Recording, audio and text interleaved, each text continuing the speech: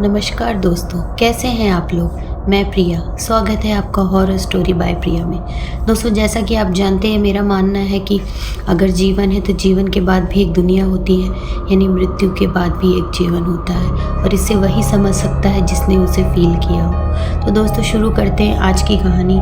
दोस्तों, आज की कहानी है रीवा, मध्य प्रदेश में एक ज़िला पड़ता है रीवा। तो दोस्तों, रीवा में एक है प्राइमरी टीचर भूमिका जी। तो वो प्राइमरी में टीचर है। आप प्राइमरी समझते होंगे, गवर्नमेंट जो सरकारी स्कूल होते हैं उसमें टीचर होती हैं। जो नर्सरी टू 5th तक होता है उसे प्राइमरी बोलते हैं, और जो 6 to आगे 8th तक आई थिंक उसे मिडिल बोलते हैं। एक्चुअली मैं इसलिए जानती हूँ कि मदर मेरी खुद ही टीचर रह चुकी हैं, तो वो पहले वो प्राइमरी में थी, बाद में प्रमोट होकर वो मिडिल में एज अ प्रिंसिपल उन्होंने काम किया है। तो दोस्तों, भूमिका जी की न्यू जॉब लगी थी, मतलब प्राइमरी स्कूल में ये गवर्नमेंट जॉब होती है। तो दोस्तों, उनकी पहली पोस्टिंग रीवा के ही एक गांव में है, वहाँ पर हुई।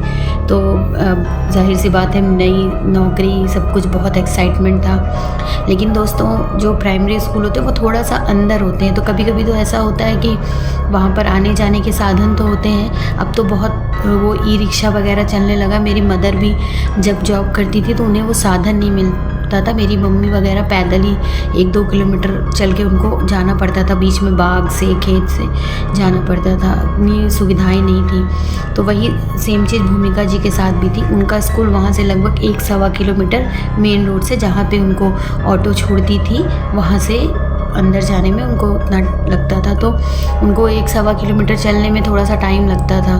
तो शुरू में सब कुछ बहुत अच्छा था, हर चीज़। तो जो उनकी स्कूल की जो प्रिंसिपल थी, तो 3-4 दिन तक तो उनका वेलकम और ये सब समझने में ही लग गया। फिर उन्होंने एक दिन उनको बुलाया और उन्होंने उनसे बोला कि आप जो ये पीछे एक रूम है, जैसे जो प्राइमरी स्कूल दोस्तों होते हैं वो मतलब ऐसे यू शेप में मोस्टली बने होते हैं कि ऐसे क्लासेस हैं, फिर पीछे वॉशरूम होता है, एक स्टोर रूम जैसा बना होता है जिसमें जो भी स्कूल का जो भी सामान वगैरह, फर्नीचर वगैरह रखा जाता है। तो वहाँ पीछे एक रूम था। तो उन्होंने बोला कि भूमिका जी, आपसे एक रिक्वेस्ट है, आप कहीं भी जाइएगा लेकिन उस रूम की तरफ कभी मत जाइएगा। तो भूमिका जी ने पूछा कि मैम आप ऐसा क्यों कह रही हैं। तो कह रही हैं, अरे मैम, अभी आपने नया ज्वाइन किया है, आप अपनी जॉब इंजॉय करिए, जॉब पे ध्यान दीजिए, ये सब चीज़ें पे ध्यान मत दीजिएगा, मैं आपको बता रही हूँ, मेरा फ़र्ज़ है आपको बताना। तो अब जाहिर सी बात है दोस्तों, हमसे आपसे भी कोई ऐसा कुछ कहेगा तो एक बार दिमाग में हो जाता है कि आखिर ऐसा क्या है। अच्छा, उन्होंने स्टाफ के टीचर से भी कुछ पूछा, तो हो सकता है मे बी उन्हें प्रिंसिपल ने मना किया हो कि अभी ये न्यू टीचर हैं, अभी उनको मत बताइए, वो डर जाएंगी, क्या है।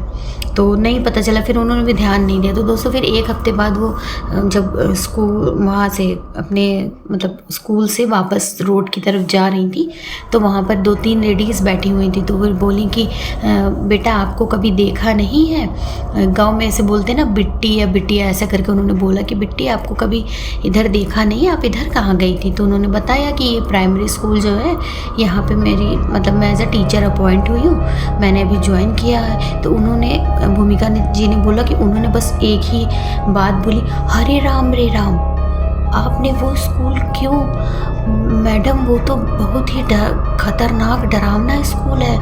अरे मैडम, आप उस कमरे की तरफ तो नहीं गई। वो लोग ऐसे बोलने लगे, भूमिका जी गई, मैं डर गई, मैं बैठ गई उनके पास। हमने कहा, बताइए कि ऐसी क्या बात है वहाँ पे।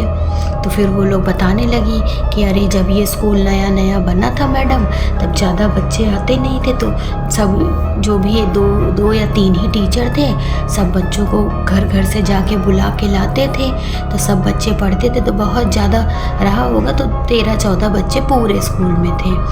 तो हुआ क्या कि जो भी तब बाउंड्री नहीं बनी थी, गेट वेट नहीं बना था, जो बच्चा पढ़ता नहीं चला जाता अपने घर। तो किसी को पता ही नहीं चलता था कि कोई बच्चा आया, कोई बच्चा नहीं आया। तो उन्होंने बताया कि आपके स्कूल में पीछे एक कमरा है और कमरे के ही बगल एक कटहल का पेड़ है।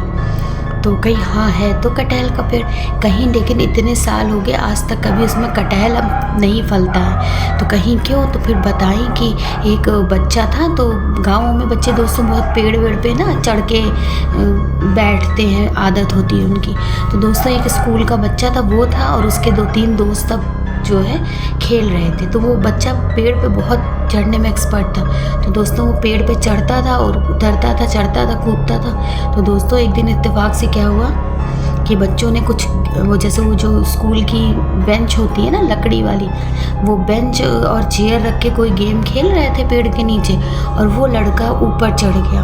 तो जब वो ऊपर चढ़ा ना, तो वो ऐसे ही चढ़ने में उसका कुछ ऐसा हुआ कि उस दिन इत्तेफाक से उसका पैर फिसला, और वो जब नीचे गिरा तो उसका जो सर था वो दोस्तों उसी टेबल पे लग गया, और उसे इतनी ज़्यादा चोट लग गई कि उसके सर से खूब ब्लड निकलने लगा। तो जो उसके दोस्त थे 2-3 वो डर गए कि अगर अभी टीचर को पता चलेगा कुछ होगा तो हम लोगों को डांट मार पड़ेगी।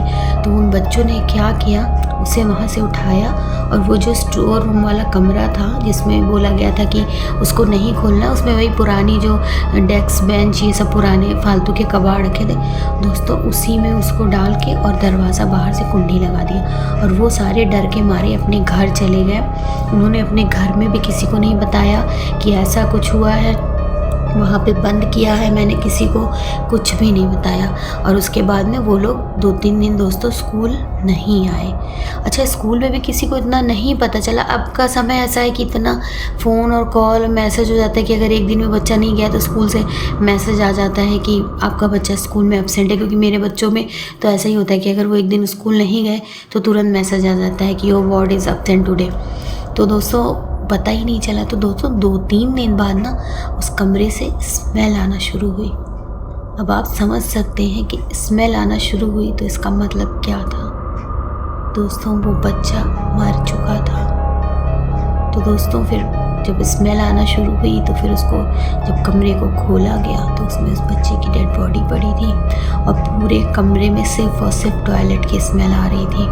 क्योंकि डर के मारे या जो भी था वो उस बच्चे ने बहुत सारी, फिर उसको अब वही था कि उस समय शायद इतना पुलिस वुलिस या सब जो भी कुछ हुआ हो, ये मुझे इतना नहीं क्लियर है जितना उन्होंने बताया। तो उन्होंने बताया कि वो आंटी जी लोग थी, उन्होंने यही बताया कि उस बच्चे की आत्मा आज भी उस कमरे में ही रहती है, और वो जो कटहल का पेड़ है उसी पे वो बच्चा बहुत अक्सर लोग इधर से, क्योंकि जो वो था स्कूल था वो ऐसे जो रेल की लाइन होती है ना दोस्तों, रेलवे ट्रैक होता है उसी के बगल था। तो दोस्तों लोग अक्सर वही रास्ता ही था आने जाने का। तो लोग गांव के बताते हैं कि आज भी रात में वो लोग वो उस लड़के को उस पे बैठे देखते हैं और रोता रहता है। वो मतलब वो रोता है अपने मम्मी पापा को बुला के, जो भी पहले बोला था अम्मा ऐसे करके रोता है। बहुत लोगों ने देखा है उसको।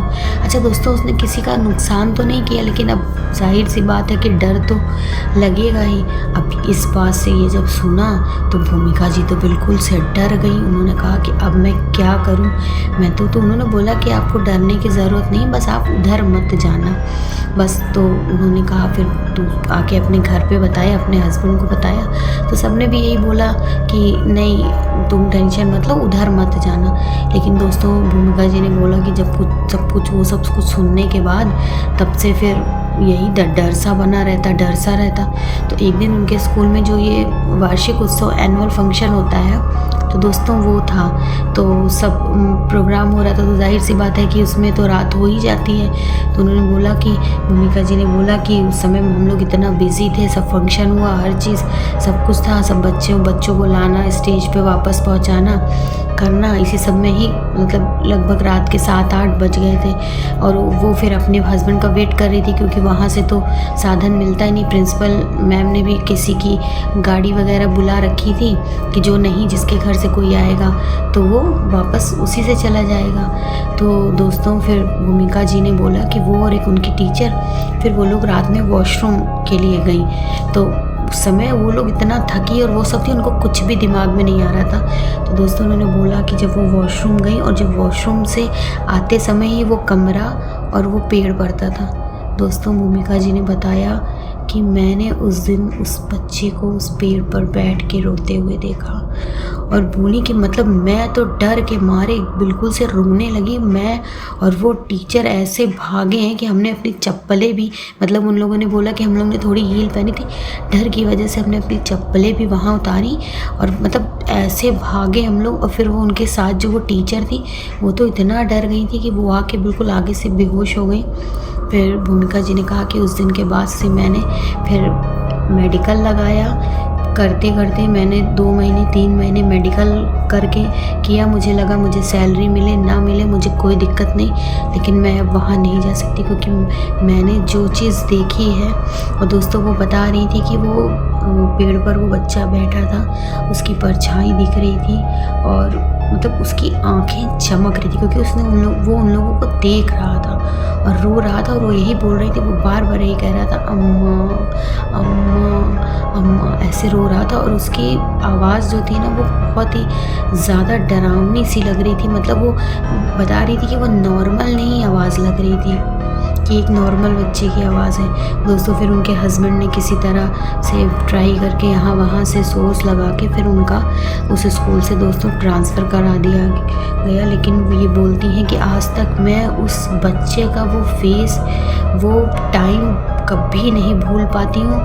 इवन जब मतलब कभी मैं किसी बच्चे को भी देखती थी, जब मैंने दूसरी जगह ज्वाइन किया तो भी मुझे इतना डर लगता था कि मैं बता नहीं सकती हूँ। तो वो बोलती कि वो हादसा ऐसा मेरी जीवन का था कि मैं उसको कभी नहीं भूल पाऊँगी। तो दोस्तों कैसी लगी आपको मेरी आज की स्टोरी? आशा है अच्छी लगी होगी। और अगर आपके पास भी ऐसी कोई कहानी हो, कोई स्टोरी हो तो आप मेरे साथ शेयर कर सकते हैं।